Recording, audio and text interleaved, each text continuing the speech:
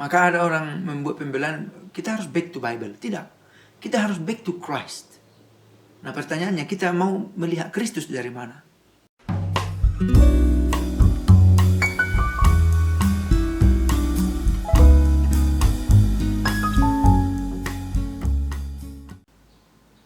Tes. Pace bene, masih di mea culpa. Saya baru coba ya culprit ya. Saya baru tahu kalau minum kopi itu enak kalau kita selingi dengan minum air putih. Setiap kita minum satu teguk atau satu mencicipi kopi, kita minum air putih, lalu netral kita minum lagi kopi, sehingga seolah-olah kita baru minum kopi dan rasanya dapat. Saya coba. Dan saya bukan peminat kopi dan peminum kopi yang setia, tapi saya coba itu dan itu menarik. Kan netral dulu dia, lalu kita minum kopinya.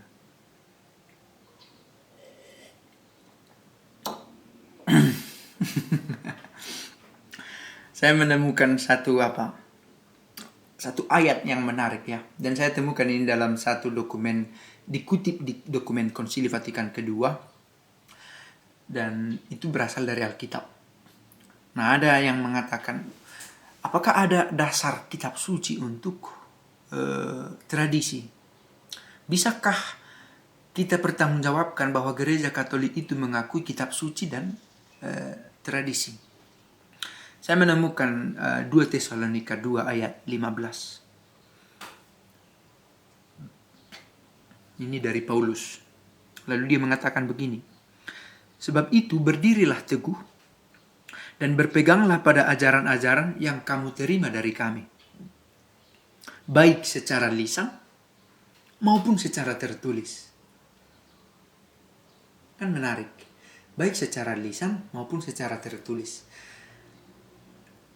Ini menjadi dasar gereja untuk meyakinkan pengikutnya bahwa tradisi lisan yang akhirnya kemudian dituliskan supaya jangan diterabaikan, juga merupakan tradisi iman, bagian dari pengajaran iman. Dan ada banyak hal yang tidak dicatat, kemudian dicatatkan dan tidak dikanonkan dalam kitab suci, tetapi dikanonkan dalam dogma, dan itu menjadi bagian dari ajaran gereja.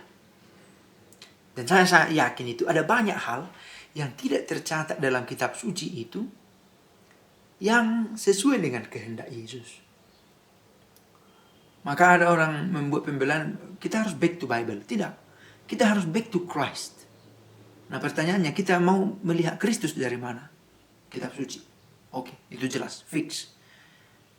Apalagi terutama sebagaimana Dei Verbum sendiri menegaskan, Dei Verbum 8 misalnya. 18. Keempat Injil unggul dari antara kitab yang ada. Keempat Injil, maksudnya keempat penulis Injil itu, tulisan Injil tentang yang memuat Injil itu. Matius, Markus, Lukas, Yohanes. Itu unggul untuk memperkenalkan Yesus. Tetapi bukan hanya itu menjadi sumber untuk mengenal Kristus dan pengajaran-pengajarannya yang diturunkan kemudian. Paulus menekankan itu dalam 2 Tesalonika 2 ayat 15 ini. Berdirilah teguh. Supaya kita teguh, kita butuh penyokong yang kuat. Kita punya 2 kaki. Kalau 1 kaki ya bisa oleng juga. Dan berpeganglah pada ajaran yang kamu terima dari kami. Dari kami, siapa kami? Rasul. Ada banyak ajaran.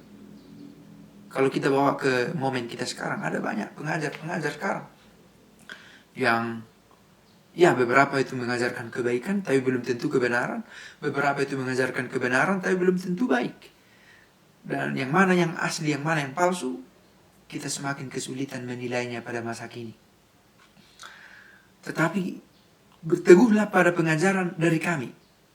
Berpeganglah pada ajaran yang kamu terima dari kami. Kalau dalam konteks gereja Katolik, kitab suci dan tradisi yang dijaga oleh magisterium. Oh, ada kitab suci lain katanya. Ya, tapi tidak dikanonkan. Berarti bukan dari pengajaran dari kami yang memiliki hak mengajar, yaitu magisterium. Harus dari kami.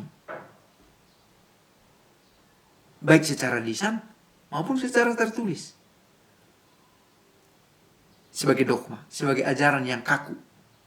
Bahwa ada di luar itu mengajarkan kebaikan-kebaikan, kita bisa pelajari sesuatu, oh itu menarik. Jadi saya pikir tidak ada ruang untuk menolak tradisi itu. Ya, karena pertama ada dasar alkitabiahnya bahwa yang lisan diterima juga. Yang kemudian lisan ini menjadi tulisan. Yang oral ini menjadi literal. Dan kita terima sebagai pengajaran. Dalam dokumen-dokumen gereja, dalam pernyataan ex cathedra paus. Dan dengan itu kita memiliki lebih banyak referensi untuk mengenal Kristus.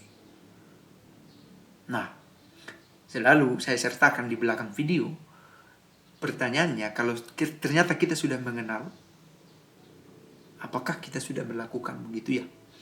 Dan ini ongoing formation, ongoing program yang berkelanjutan. Misalnya Santo Santa, orang kudus. Pasti ada sumber implisitnya dalam kitab suci, tapi lebih besar lagi tradisi lisannya, penghormatan kepada yang kudus, yang baik, yang memberi teladan. Dan itu kita buat dalam gereja. Ada dua-dua yang bagus dari mereka, sehingga bisa tetap kita pakai berabad-abad lamanya, sebagaimana saya sudah pernah sampaikan 800 tahun itu. Allah yang maha tinggi dan penuh kemuliaan, terangilah kegelapan hatiku, berilah aku iman yang benar, pengharapan yang teguh, dan kasih yang sempurna. Berilah aku ya Tuhan perasaan yang peka dan budi yang cerah, agar aku mampu melaksanakan perintahmu yang kudus, yang tak akan menyesatkan. Itu tradisi secara lisan yang kemudian dituliskan, dan itu sesuatu yang baik diteruskan dalam gereja. Meskipun itu tidak dogmatis, itu contoh dari tradisi lisan.